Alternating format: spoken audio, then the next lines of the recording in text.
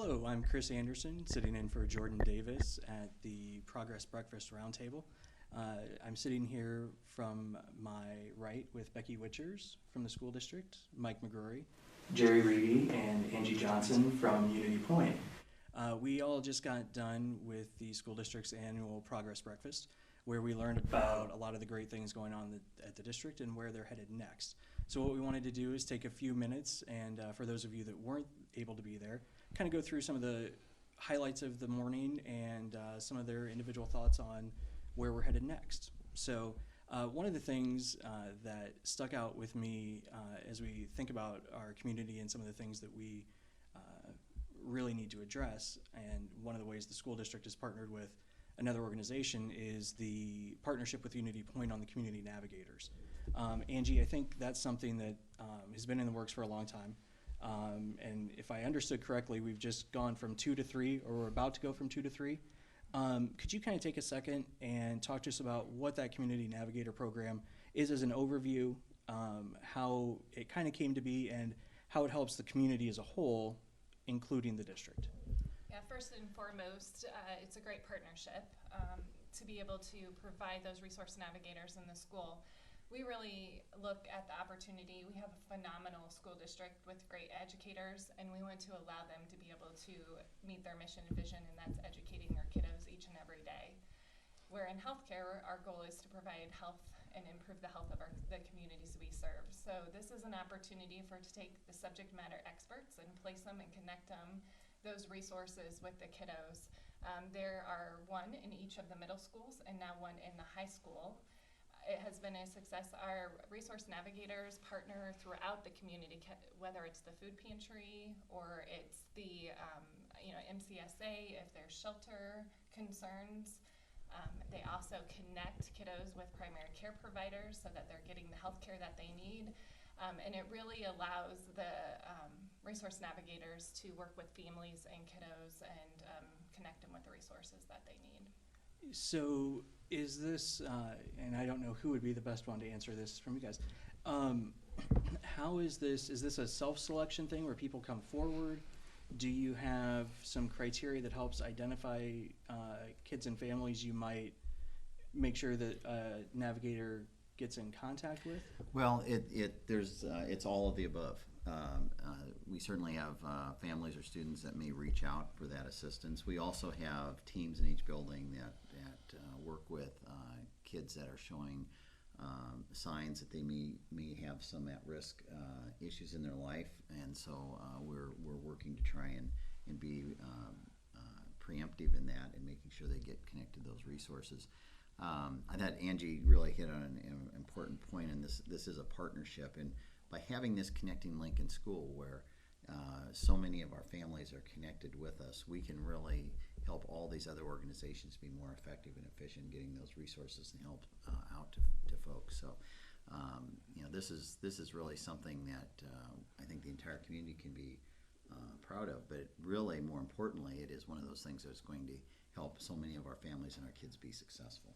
That's awesome, and that's one thing. As some of us look at it from the outside. I love seeing the two organizations here bring in the others as well, so that everybody's using their resources to the best of their ability, and that's, I think, what makes this such a strong collaboration and a great story. So I guess the next question is, where do we go from here? So we've got resource navigators there. What's the next step in this service vertical look like? Angie, do you have any ideas on maybe where we go next? Well, it is a partnership, so my friend next to me has to be in agreement as well. I think mental health services is one that we see a continued need in our community.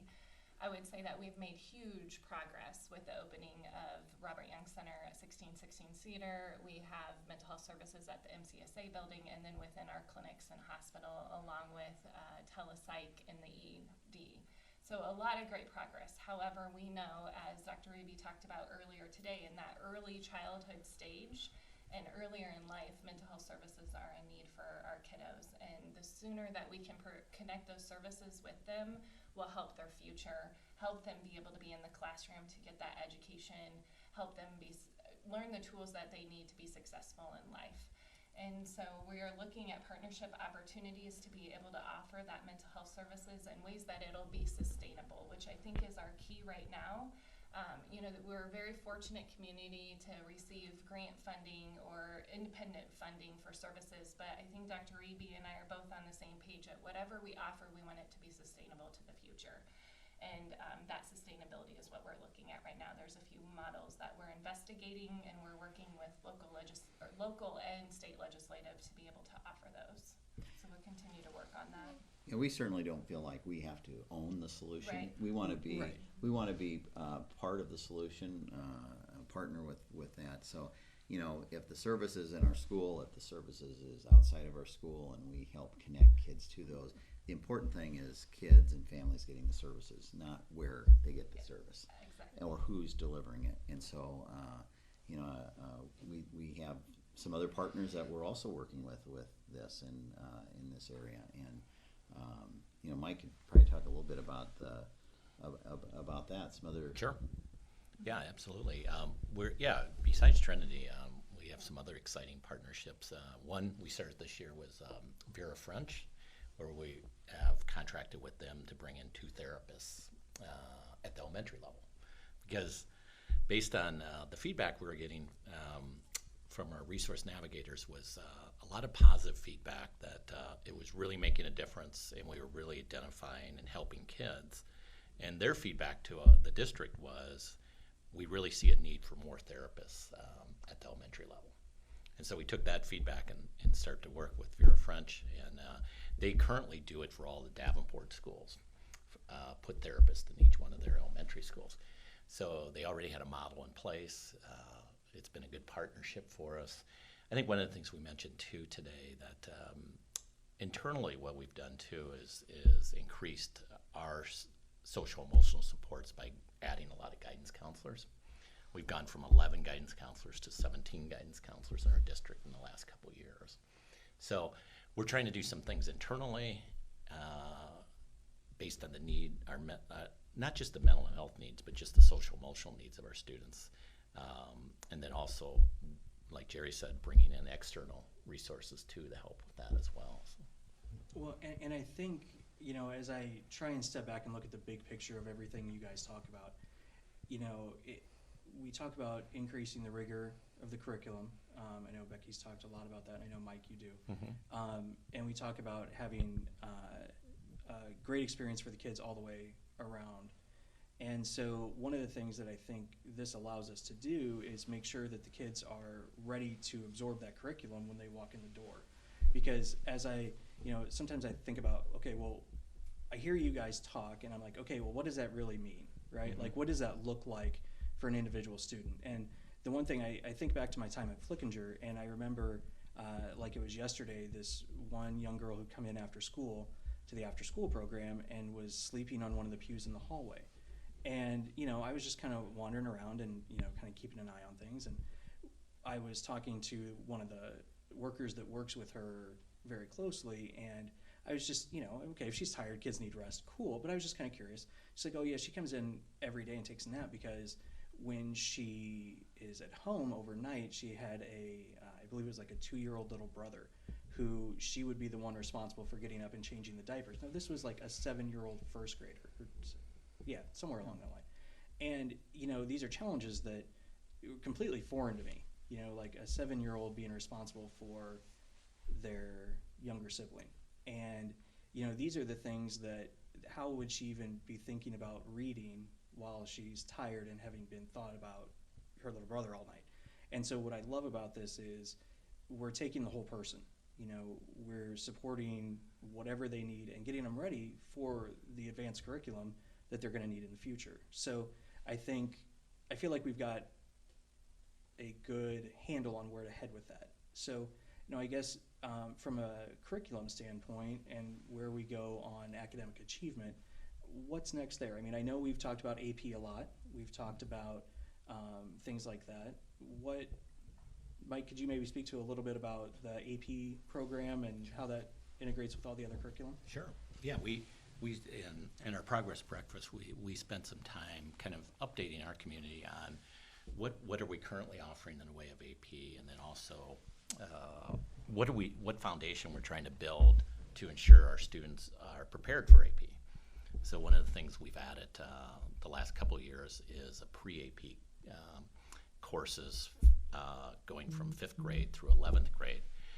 And what I think has amazed everyone in our district is how much our students have embraced those opportunities. The results we're seeing, for me, it exceeds what I thought as quickly. I can't believe we've gotten there as quickly as we have. Some examples are we went from not being even placing in AP, and now we're one of the top AP schools in just in less than 5 years. But on top of that, what's really important is students having success. And so what our statistics show is that they're not only taking more rigorous courses, they're having a lot of success as well. And so their scores are some of the highest we've had in the last 5 years. We're right there at the state average in scores. And so we're really proud of our kids because what we're seeing already in pre-AP is the number of students taking those rigorous courses have increased dramatically even the last 2 years. So like the 5th graders that took pre-AP last year, there's a lot more now that are in 6th grade that are taking pre-AP.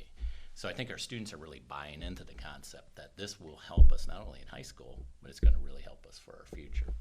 And I've come to realize that students oftentimes and parents oftentimes respond to these opportunities. They may not know about them, but if they're presented and available, they will definitely take advantage of them, and that's what we're seeing right now. Cool. And that's one thing you talk about pre-AP classes in 6th grade. I remember, I'm not that old, but I remember we didn't even start talking about that stuff till 8th grade, right. 9th grade. You know what I mean? Like that was, you were taking algebra in 8th grade, I think or no. 9th probably. No, I think we started in 8th so that you could take AP Calc at your senior year. Oh, yeah. It was something like that. I remember 8th grade we had to start planning if we wanted to take AP Yeah. Calc. And you're talking 6th grade. So, Right. I think that shows, and, I think about watching my son Wyatt, who's a 1st grader now, the curriculum that he's doing is so much tougher at 1st grade than what I remember doing. Now, I could have different glasses on now, but holy cow. Probably bifocals. I think I need them, yeah.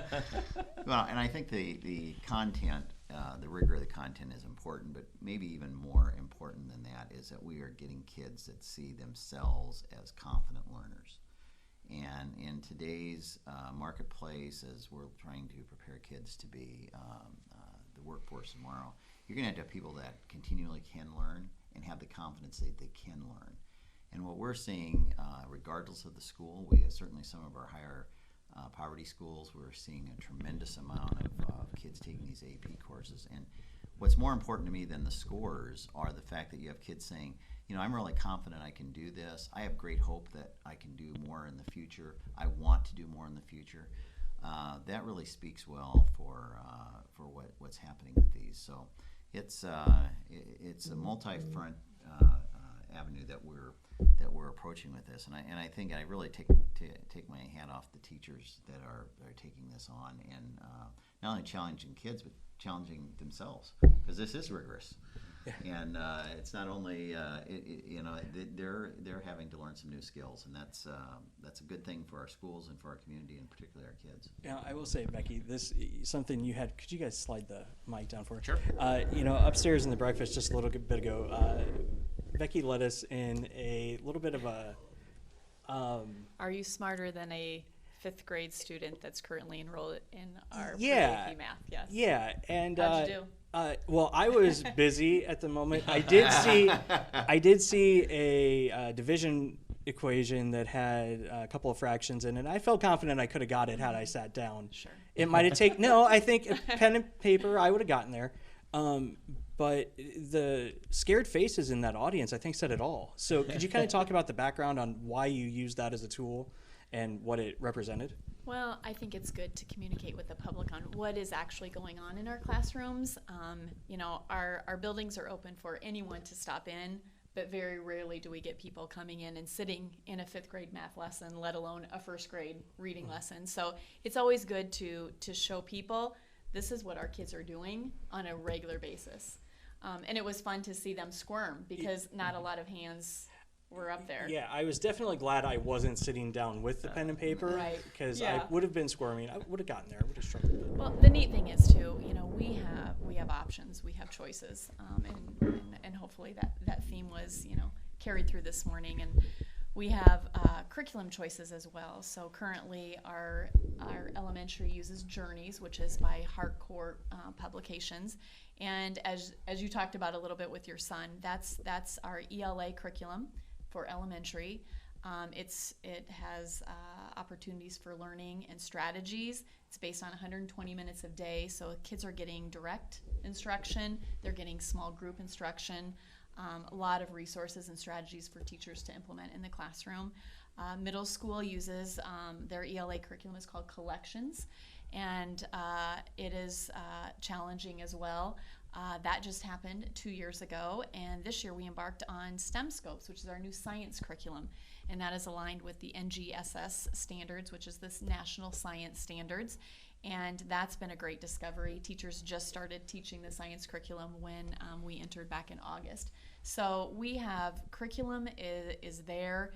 Teachers feel comfortable with it, and they feel confident with it, and it's allowing our students to take a hold of this too. One thing that I hear out in the community, and I think what you just said actually addresses this really well, is there's always kind of this conversation about is it better to have a set curriculum or let a teacher kind of tailor it for the student? And what I love that I hear about this is the answer is not either or, it's both. It's have some curriculum and give the teachers the tools to apply it for each individual student. And that sure seems like the winning equation there. Absolutely. I mean, it's not this or this, it's and. And having been in the classroom for 16 years, I did not know everything, so if I had to create all of this on my own, there would be gaps. So teachers need resources that do the work for them, and then they have options to pick and choose and select based on the content that they're covering, the standards, how in-depth they need to be, and also, their instruction is guided by their students. So, I think there was a lot of great stuff, and down the road, the Progress Breakfast will be available for people to watch. But I think, now would be a great time to hear from each one of you guys as we kind of wrap up here. What would be the one thing that you want the community or anybody looking to move to this community to know about the community and the district, and, something that's maybe not known but should be? Jerry, do you have? And that's something of an easy question for me because I'm so proud of this school district and proud of the people that work here. But no matter where you come from or what you would like your child to have experience in Muscatine, we can provide it. If you're looking for a fine arts experience, you could not find a better place to be than Muscatine. If you're looking for a wide array of other activities from athletics to clubs, we have them. If you're looking for a strong pre-college prep curriculum that will allow your student to be prepared for any level of a four-year degree from elite schools to others, Muscatine's a place to be. If you're looking for a place where your child can learn some career skills that would allow them to enter the world of work or to be trained in a vocational area, we're the place to be. So we really do have a wide array of opportunities for our kids, and I think we're really good at all of them. Can we be better? Yes. Are we going to get better? Yes. Is there anybody that I say is doing a better program than us? I would like to see who they are. Mike? Yeah, the thing I might add to what Jerry said, Chris, is that I would say one of the things that as a district we're very proud of is that we have taken the latest research out there, and what I would call we're cutting edge as a district. We named off a lot of things at the breakfast that we are doing either doing first in the state or just a handful of school districts are doing. For example, requiring and paying for the ACT, paying for all of our AP exams for our students so we can ensure that all students have access to that curriculum. And it kind of goes on. And once you start putting it all together, you start seeing that our district really is on the rise. we're willing to commit the resources that are necessary for our kids to be successful, and that's an exciting place to work and be in. So. Well, and I think too, you know, on the heart piece, this year we embarked on something a little bit different. We had Muskie visits where our teachers connected with our parents to say, hi, my name is so-and-so. We're excited for your child to come to school.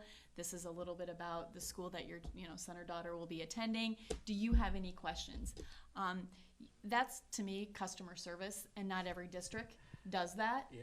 And our teachers, our staff are excited to go out and meet the people and make relationships. And I think all of this is tied. The key is relationships. Teachers building relationships with students, and then beyond the classroom with our parents and grandparents. We have a lot of people that are out there helping our kids get ready for school every day, and our teachers and staff want to connect with that. Awesome. Well, guys, again, we're wrapping up from the Progress Breakfast here. Jerry, Mike, Becky, thanks for hanging out with us here for a little bit. Thanks for having And us. you'll be able to watch the full Progress Breakfast at some point. It'll make it out on social media, and we'll get that out for you. But thanks for tuning in, and keep watching Voice of Muscatine.